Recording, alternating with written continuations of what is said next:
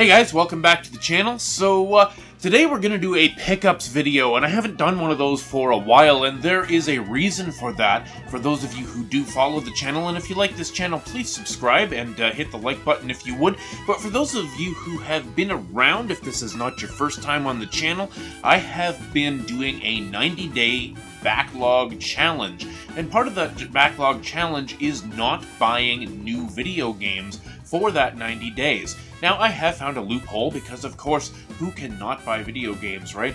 So I found a loophole, and that's part of actually the 90-day challenge, which is to eliminate some games from my backlog, either by getting rid of them or by completing them. So let's get into some of these games that I got through trades. I got rid of quite a few games, almost a complete library of PS1 games, and I got rid of about 40 or 50 PS2 games. I got rid of my complete Wii U collection, sent some of those to my daughter, some of them to my son, and traded a few of them.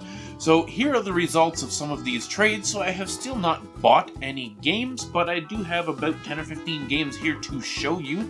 It was also my birthday yesterday, and I do have a couple of birthday present games, so let's get right into it, guys.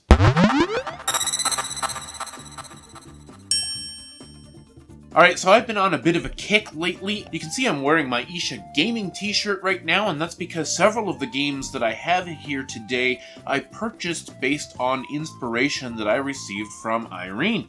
So let's get right into that. First, I downloaded a couple of months ago, when it was on sale, Atelier Ryza. I got the digital deluxe version. It was like 50 bucks, half price or something. So I got into that game and I absolutely loved it. So I started to work out a couple of trades, and so the first one that I picked up here is Atelier Ryza 2. I haven't played this yet. I haven't played any of the Atelier games except for Ryza 1. They are fairly long and complicated games. Absolutely love the series, though. If you're not familiar with the Atelier series, it is a JRPG, but it's heavily focused on this alchemy or crafting mechanic to level up your character, get better weapons, and get better armor and all that kind of stuff.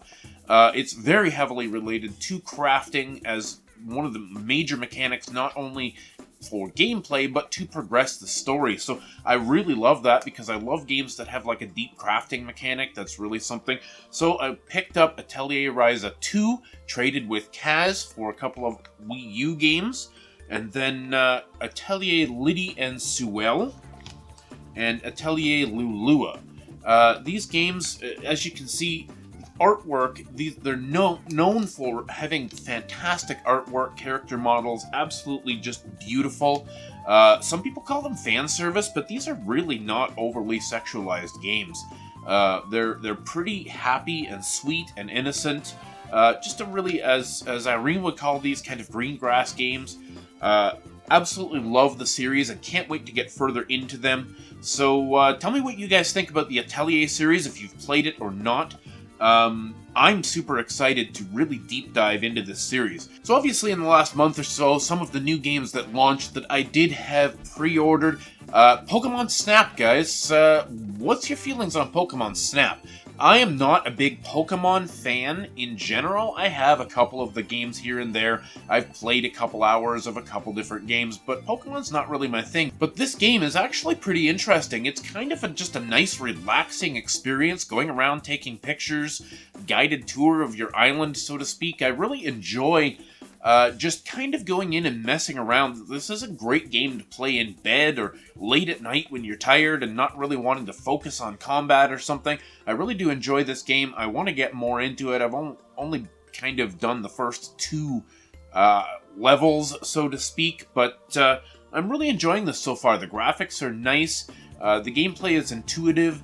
If you want something to just relax and kick back with, I would highly recommend this game. One of the better looking games on the Switch, that's for sure. And then we get into the next game, which just released last week, and that is Shin Megami Tensei 3 Nocturne. Now, this game is awesome. I've only played about an hour and a half of it so far. but the story setup is incredible. The graphics are pretty cool for an upgraded PS2 game. I really can't complain about the graphics. They've put some quality of life stuff in here. For one thing, there is a DLC that you can download that gives you a merciful mode, basically an easy mode. Now, Shin Megami Tensei games are known for their legendary difficulty, so I was kind of excited about this merciful mode so that I could just get into the game without, fearing about getting stuck or whatever. But the story setup is super cool in this. You basically witness a demon apocalypse. The entire world gets destroyed, and you are basically one of the chosen few that have to decide how the new world is going to look. And you have to battle demons and recruit demons and things like that in order to, level up your character and stuff. But then you eventually get to kind of choose what the new world will be. So I'm excited to get into this. I hope Merciful Mode lets me get through the game because, I'm not a super skilled gamer. I mean, I do my best, but I always get a little bit intimidated by stuff that people say is really difficult, so here's hoping that I can get through this. Another game that I picked up fairly recently, it's not all that new, it's several months old at this point, but I have really been enjoying it so far. I'm about 3 or 4 hours into this one, and this is a problem. I've got like 6 or 7 JRPGs on the go right now. I'm trying to decide which one or two to focus on, and it's getting kind of confusing trying to keep up with them all, but Kingdoms of Amalur: Re-Reckoning. This is a remake or just a remaster of a 360 and PS3 game. This game is super colorful. It's kind of like, imagine if the graphics of World of Warcraft and the gameplay of Skyrim kind of had a baby. It's really colorful, really nice. It's got a really cool traditional fantasy, Western fantasy sort of story and look to it. I really like this a lot, and I do intend to keep playing this. What's your thoughts on the Kingdom of Amalur game? Do you think they're going to get a sequel? Because I think this is done fairly well on the Switch, the remaster, so I'm kind of hoping that they get a sequel for this game because it's kind of underappreciated. So, moving into some more of the trades that I picked up. I picked this one up in trade for some PS2 games. I actually traded my Xenosaga series, Xenosaga 1, 2, and 3 on the PS2 and got a whole handful of Switch games and another big one that I'll show at the end. But this one here, I actually have the special edition for it. I don't have the big box out here. This is R-Type Final 2, and I gotta say, I was super hyped for this game. I wanted this game to be fantastic. I absolutely love shoot-em-ups, I love the R-Type series, but this game is kinda disappointing. Don't get me wrong, the music is banging. The graphics are nice. The levels are well designed, but there are some quality of life issues here that really piss me off. I'll tell you what, R-Type is supposed to be an arcade-style, quarter-munching game. I have the R-Type Dimensions collection on my Switch that includes R-Type 1 and 2, the originals, and the remastered or upscaled versions, and R-Type 2 is fantastic. It's one of my favorite R-Type games of all time. And I was hoping that R-Type Final 2 would be just as good, that it would be, the best that R-Type could ever be, and it's simply not. For one thing, when you die in R-Type, you're supposed to immediately spawn right where you left off. Just die, and boom, there you go, you're back in the level, you're carrying on. That does not happen in R-Type Final 2. When you die, there's like a 15 or 20 second loading screen, just a black screen, and then you get kicked back to a checkpoint and have to do that part of the level all over again. And that is completely not the mechanic that R-Type is supposed to be. Really ticks me off. The other thing is, like, loading screens in general, there's a lot of loading screens, there's a lot of story elements which are cool, some cutscenes and stuff like that are nice, but I think they paid attention to totally the wrong thing here. R-Type is supposed to be an arcade shoot-'em-up. R-Type is supposed to be an arcade shooter, fast-paced, drop those quarters in or hit that continue button and just keep on flying.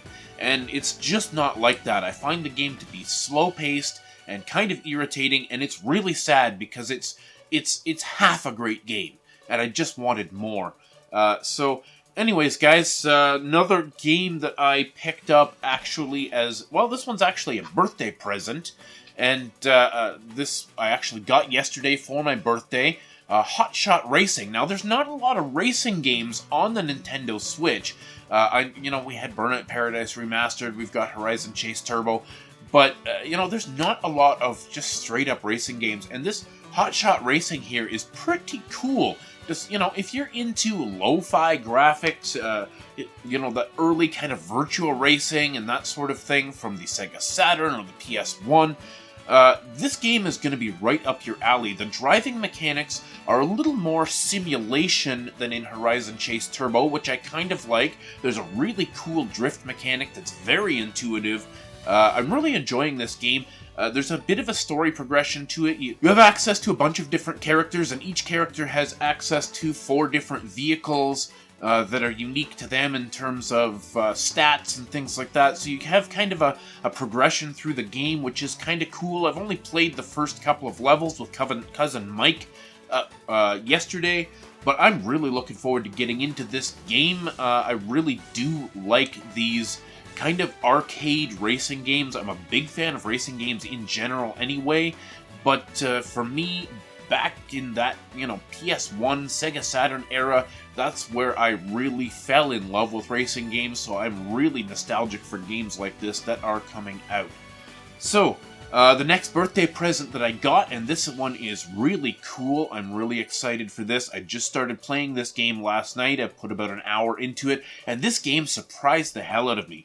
I have been interested in Sakuna of Rice and Ruin here for a while. I've been wanting to get my hands on this because I've heard some pretty good things about it, but clearly I didn't have any idea what this game was about. I had heard that there was some farming mechanics to it and some crafting mechanics to it, which I always enjoy that sort of thing in a game, but the first hour of this game that I played is actually a pretty intense hack-and-slash platformer. And the platforming is actually really good. Now, I know that there will be some farming elements coming up soon as I get farther into the game, but I was really surprised that this is an excellent 2D or 2.5D platformer with kind of some Metroidvania elements, which really surprised me. The combat is really good. It's simple and clean, but it's, it's really kinetic.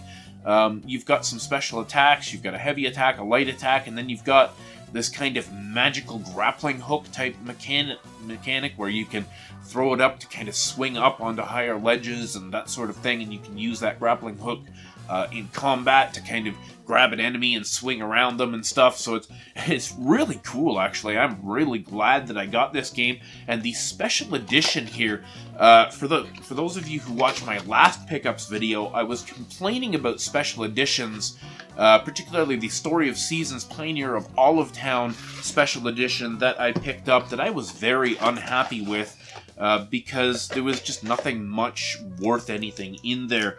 But this special edition here comes with a lot of really great stuff. So there's a really nice art book here. I'll show you some of the beautiful art in here. I'm absolutely just stunned at how gorgeous the artwork is in this game. I'm really happy with it. And Xseed, they've done a fantastic job. And then there's a 3-disc soundtrack set. 3 discs. Unbelievable original music from the game. So super happy to add this to my collection. So moving on towards the end here, guys, I've got one really big holy grail here to show you that I had been working on a layaway to get for a long time, and I completed with that massive trade that I was talking about. But one of the smaller games that I actually picked up, I took a bunch of loose DS and 3DS cartridges, common games that I didn't really care about, and I don't really like having loose games in my collection if I can avoid it, unless they're really expensive games that I can't get any other way. So I traded a bunch of loose cartridges, and I picked up Fire Emblem Fates Birthright. I absolutely love the Fire Emblem series, and Fire Emblem on the 3DS is just the perfect combination. So super happy to add this to my collection. I have not played it yet. The only Fire Emblem game that I've really gotten deep into is Fire Emblem Echoes, also on the 3DS, and I feel like the 3DS is just the perfect platform for a game like Fire Emblem. It can utilize the graphics, but it's not demanding, so they can really make these games look fantastic with the 3DS's hardware. The two screens is really cool, having maps and menus and stuff on one screen. I absolutely love Fire Emblem on the 3DS, so I'm excited to get into this one. And speaking of Fire Emblem, guys, here is the big holy grail for my collection. I should have bought this game years ago when it was way cheaper, but today GameCube prices are absolutely insane, but I was able to pick up a copy of Fire Emblem Path of Radiance for my GameCube collection. Now, unfortunately, this one did not have the manual, and I'm a little bit upset about that because I did pay quite a bit of money for this. This is one of the most expensive games on the GameCube at this point, and I did pay more than I really want to pay for it, but I put it on layaway, and I put about $150 in actual cash towards this before I went on the 90-day challenge, and then I completed the rest of it with trade value from that PS1 and PS2 collection that I got rid of. So, I don't really feel like I lost much, and I feel like I gained something really valuable that I'm absolutely going to treasure for the rest of my life. Have you ever played this game on the GameCube, or has it always been out of reach for you? What is your opinion on games that are so ridiculously expensive? Are you more apt to emulate it on something like the Dolphin emulator, or is that something that you would forego 3 or 4 more common games or 3 or 4 brand new games to spend that money on something so classic and iconic? Let me know down in the comments, guys. Anyways, that is my pickups for early summer here. I love to do pickup videos. I love to show you guys what I have been picking up and what I have been playing. But as I am still on this 90-day challenge, I'm not really picking up very many games. I've pretty much run out of things to trade at this point, so probably be another couple months before I do another one of these, guys. So anyways, guys, as always, if you like this video, hit the like button. It helps out a ton. Subscribe if you haven't subscribed already. I do put up at least a couple videos a week. Thanks so much for watching. Thanks for subscribing. Stay classy.